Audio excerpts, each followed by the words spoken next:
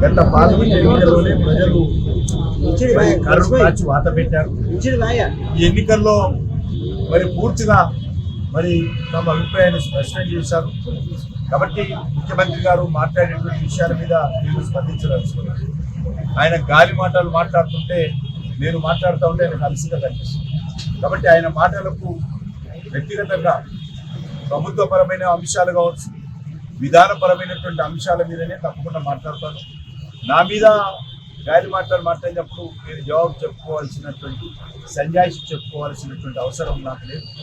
ఆ ప్రజలు తీర్పే నా గురించి ఈ ఎన్నికల ప్రచారంలో ఇష్టారాజ్యంగా ముఖ్యమంత్రి గారు మాట్లాడిన తర్వాత తెలంగాణ ప్రజలు ఎన్నికల్లో ఇచ్చినటువంటి తీర్పు ఏదైతున్నదో ఆ తీర్పే కాంగ్రెస్ పార్టీకి, పాలక పార్టీకి చెంపచెల్లమనిపించింది. సరైనటువంటి జవాబు నా మీద విమర్శకు సరైన జవాబు తెలంగాణ ప్రజలే చెప్పారు. రెఫరెండం అన్న ఈ ఎన్నికలను రెండు కోల్పోయింది కాంగ్రెస్. ఈ మేధావులు ఇచ్చిన తీర్పులు ఖచ్చితంగా కాంగ్రెస్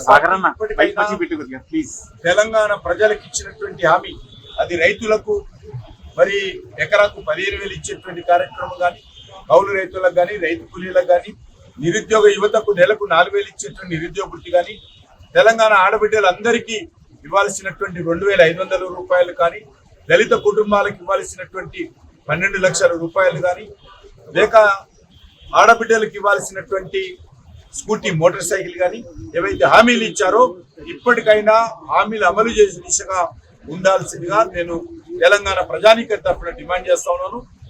317 కారణంగా, జీవో 317 కారణంగా ఉద్యోగస్తులు కానీ, ఉపాధ్యాయులు కానీ ఏదైతే నష్టపోతా ఉన్నారో, ఏదైతే ఇబ్బందులు ఎదుర్కొంటున్నారో ఆ యొక్క సమస్యను కూడా సానుకూలంగా ఇప్పటికైనా పరిష్కారం చేయాలని డిమాండ్ చేస్తాం.